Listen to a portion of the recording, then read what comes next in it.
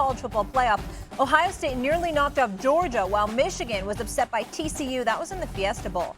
The Buckeyes will have to replace number 2 overall pick C.J. Stroud. They'll look to either Kyle McCord or Devin Brown to replace him. Neither player has ever started a game in college. And for Michigan, they will likely start the season without coach Jim Harbaugh, who's facing a 4-game suspension due to NCAA violations. However, Michigan's first 4 games of the season isn't the toughest slate as they face ECU, Bowling Green, you can see it right there, UNLV, and Rutgers, all at home. And now we bring in the one and only Desmond Howard. Yeah. And Des, good to see you, Des. But I just got to ask for full disclosure. Des, if you could just remind the audience, when you did win the Heisman Trophy, you were playing for what team? I was playing for the Maize and Blue, the Michigan Wolverines. Gold blue, baby. All right, let's start it. Des, do you have an issue with the Harbaugh suspension?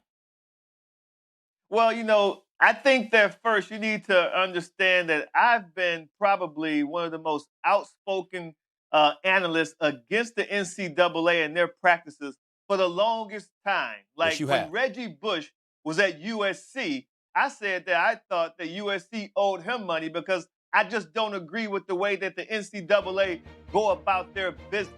I don't think that they're fair. I think that they are not the governing body that we thought they were going to be, or we thought that they were. As a matter of fact, they always go for the low-hanging fruit. So now you have a situation, you take Harbaugh out of it. If there's any coach in America who you talking about, you have a level 2 investigation. I don't care if it was Ryan Day. I don't care who the coach is. You're saying you have a level 2 violation that really isn't that bad. I mean, to their own acknowledgement, they will tell you that.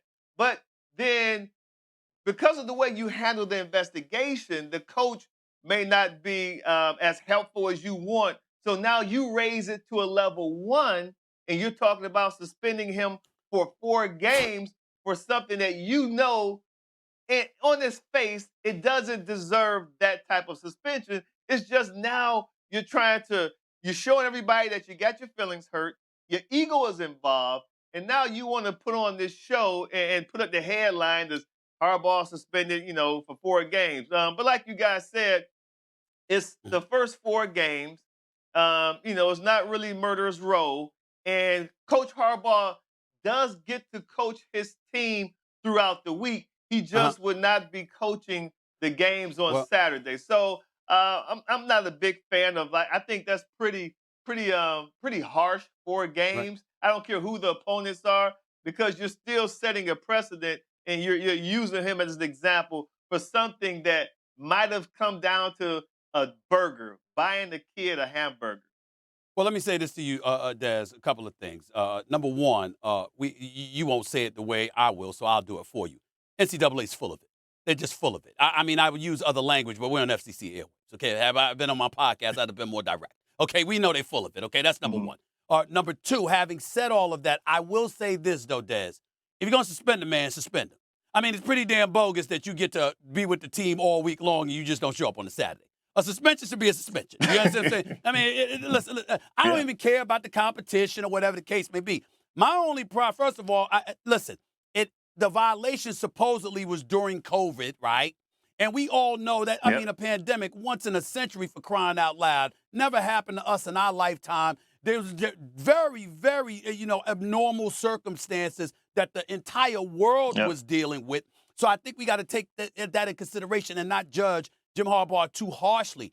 But if you're going to suspend him, I mean, can it be a real legit suspension as opposed to him being around, Sunday through Friday? He's just not there on Saturday afternoon. I mean, I think that's a big garbage. Having said all of that, what kind of effect do you anticipate this will have on Michigan in terms of their aspirations in the Big Ten and beyond, Des?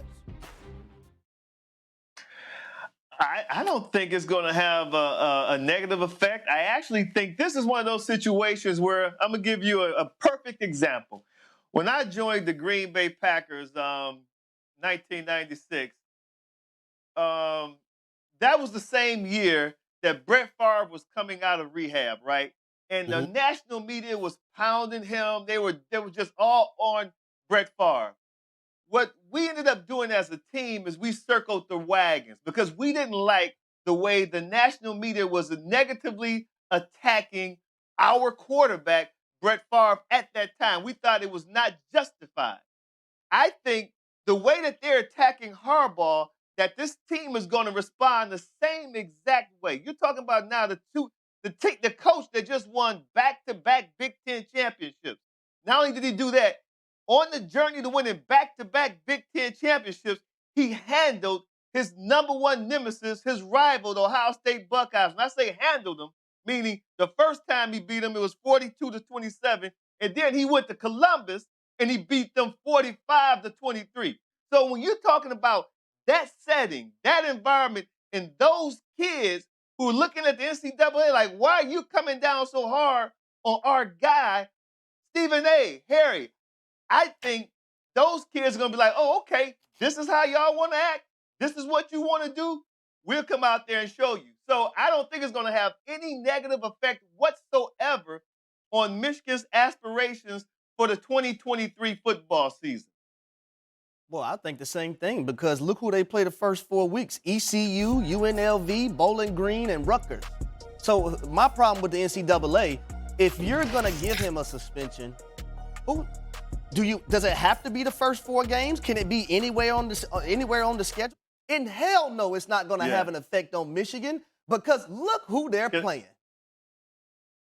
Can I say one thing? Harry, I watched Paul Feinbaum yesterday, and Paul Feinbaum is the one person in national media who pretty much never has anything positive to say about Jim Harbaugh. And when he addressed this situation, like you're talking about, he said, listen, the NCAA, it's a clown show. This is utterly ridiculous. It's just to the point that you just made, Harry. It makes no sense what they do and how they go about doing it. So I agree with you 100%. But then you can't sit there and look at the schedule and start picking and choosing. Okay, we don't want him to coach this game, and that game.